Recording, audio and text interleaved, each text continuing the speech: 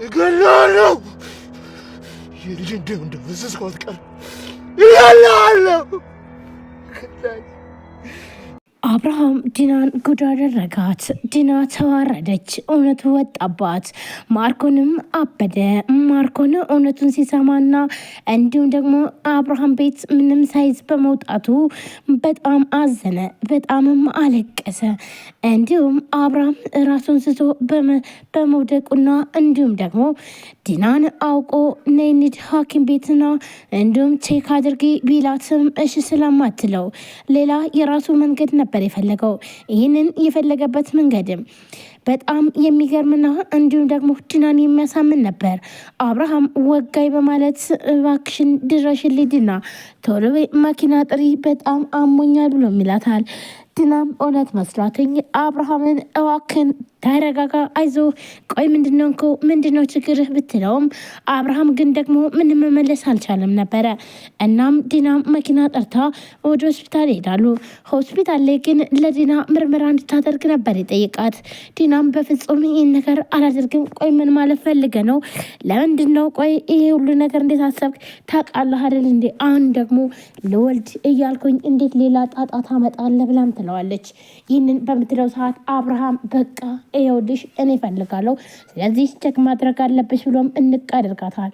ይህንን በሚያረጋት ሰዓት ዲና ምንም አማራጭ አልነበራትምና ወዳ ሰበብ በግዴታዋ ምርመራውን አደረገች። ይህን ምርመራ በምታደርግበት ሰዓት አብርሃም ግን ደግሞ ይህንን በአይኔ ካላየውኝ በፍጹም ማመን አልችልም ብሎም ነበር።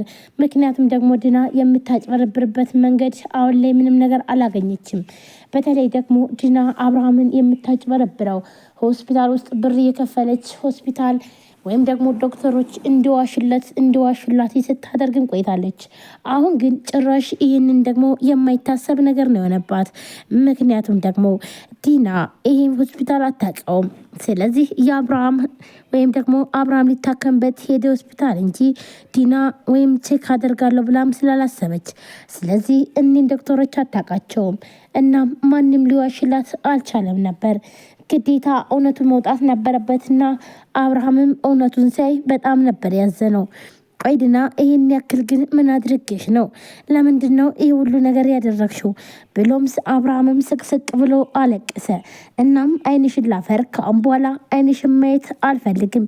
ቆይ እንዴት በዚህ ልክ እንዴት ተዋሽኛለች? ብሎ አብርሃምም በጣም ተናዶ በጣምም ተበሳይቶ ዲናን ይጠይቃታል። ዲናም ይህንን በሚጠይቃት ሰዓት በቃ እባክን መጀመሪያ ተረዳኝ፣ እንዴት እንደሆነ አላቅም። ይህ ሆስፒታል በፍጹም የሚሰራ አይደለም። እናም ሌላ የኔ የሆነ ሆስፒታል አለ። ስለዚህ እዛ ሂደህ ቼክ ታደርጋለህ። ቆይ ግን ደግሞ አንተ ራስህ አይደለ ከዚህም በፊትስ ውጤቱን ይዘው የመጣ? ታዲያ ምን ማለት ፈልገ ነው? እንዴት ነው ደግሞ አሁን ደግሞ ይህንን ተራ ነገር የምታምነው? በማለት ዲናም አብርሃምን ለማሳመን ብትሞክርም ነገር ግን ደግሞ የድሮ አብርሃም ሊሆንላት በፍጹም አልቻለም ነበረ። አብርሃም ሌላ ጊዜ ተታሎና እንዲሁም ደግሞ ዲናን የምትለውን ነገር እየሰማትኝ በጣም ብዙ ነገር እየሆነ ነበር። ነገር ግን አሁን ላይ ግን ጭራሽ አልሰማሽም ብሎም ጉድ ነው ያደረጋት።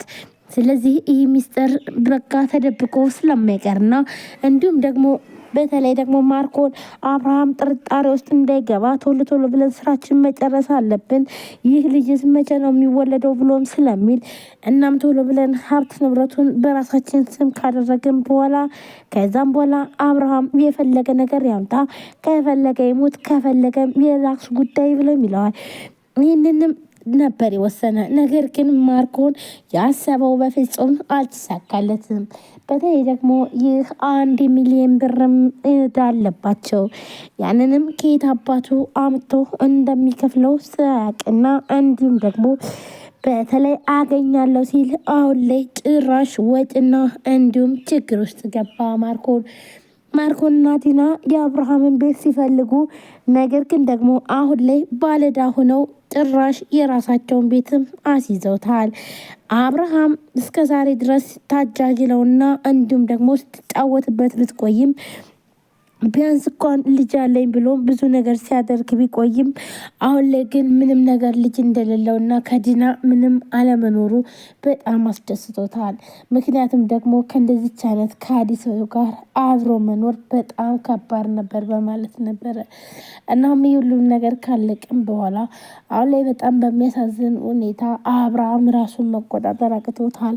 ምንም እንኳን በተከደው ይህንን ያክል እንዴት እከዳለሁ በማለት ነበር አብርሃም በጣም ተናዶም ዲና ሲናገራት የነበረው። ዲና አሁንም ቢሆን ለመደበቅና እንዲሁም ለማስፈራራት ሞከረች፣ ግን ደግሞ በፍጹም ይህ ነገር አይሆንም።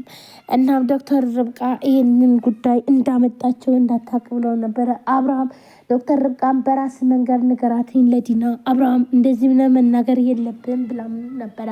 እናም ስለዚህ ይህንን እሷም እንዳለችው እንግዲህ ቀጥታ አብርሃም እንግዲህ የራሱ የሆነ ነገር ነበር የተጠቀመው፣ የራሱ ሲስተም እና እንዲሁም ደግሞ የራሱ ቴክኒክ ነገር ነበረ የተጠቀመው። ነገር ግን የራሱ ቴክኒክ ደግሞ ሰርቶለታል። ዲናን እንግዲህ አንበርክኮታል። እንዲሁም ማርኮን በጣም ጎዳና ላይ ወድቆ ነው ያለው። እንግዲህ በጣም እየጮኸ ነበረ ልጄና ያለው ማለት ነው።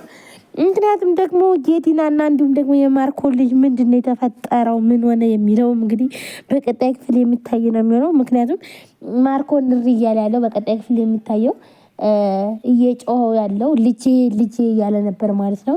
ልጁስ ምን አጋጠማት የማርኮ ልጅ የሚለውም አሳሳቢ ጉዳይ ነው። እንዲሁም አሁን ላይ ማርዳን በጣም ደስ ብሏታል። ምክንያቱም ደግሞ ዲናና እንዲሁም ደግሞ አብርሃም ባልና ሚስት እንደማይሆኑና እንዲሁም ደግሞ እንደሚለያዩ ነው እየታወቀው። ነገር ግን ደስ በሚል ሁኔታ አሁን ላይ እየሆነ ያለው ደግሞ ዲና እንግዲህ ግዴታ አሁን በኋላ ከአብርሃም ጋር በፍጹም የምትቀጥልበት መንገድ ምንም አይነት ነገር የለም። አብርሃም ዓይንሽን ላፈር ብሏታል። ጭራሽ ብዙ ነገር እየፈጠረች እና እንዲሁም ደግሞ ብዙ ነገር እያደረገች የነበረው ዲና ያ ሁሉ ነገር አብርሃም ሲያሳልፋት እየቆየው ለልጁ ብሎ ነበረ።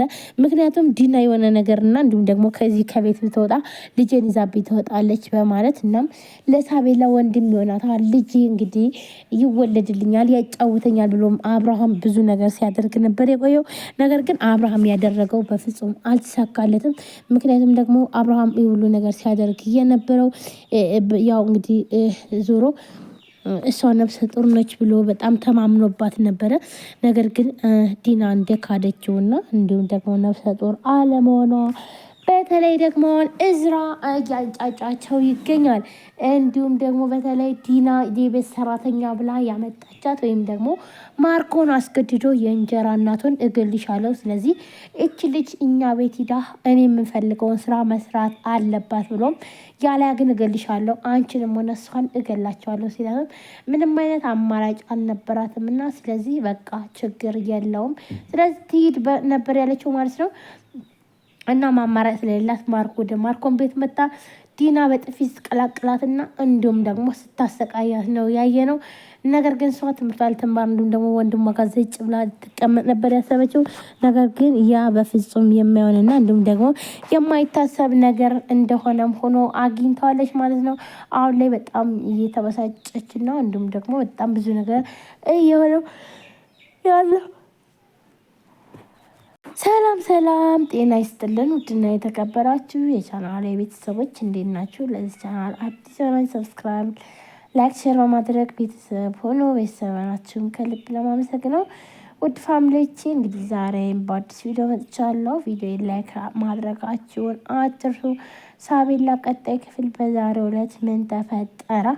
ዲና ተዋረደች። እንዲሁም እንግዲህ አሁን ላይ ምንም በማታውቀው ነገር ጉድ ሆናለች ማለት ነው። ዲና ተዋረደች። የተዋረደችበት ምክንያት ደግሞ በጣም በሚያሳዝንና እንዲሁም ደግሞ በሚያስገርም ሁኔታ በጣም ከባድ ችግር ውስጥ ነው እየወደቀችው ማለት ነው። ምክንያቱም ደግሞ ዲና አሁን ላይ ምንም ባላሰበችው ሰዓት እንግዲህ አብርሃም ሁሉ ነገሯን አውቆባትኝ መጨረሻዋ እንግዲህ ሲኦል ሆኖ ነው የተገኘው ማለት ነው። ውድ ፋሚሊዎቼ እንግዲህ ቪዲዮ ላይክ፣ ሼር፣ ሰብስክራይብ በማድረግ ቤተሰቡን ዛሬ የተፈጠረው ይሄን ይመስላል።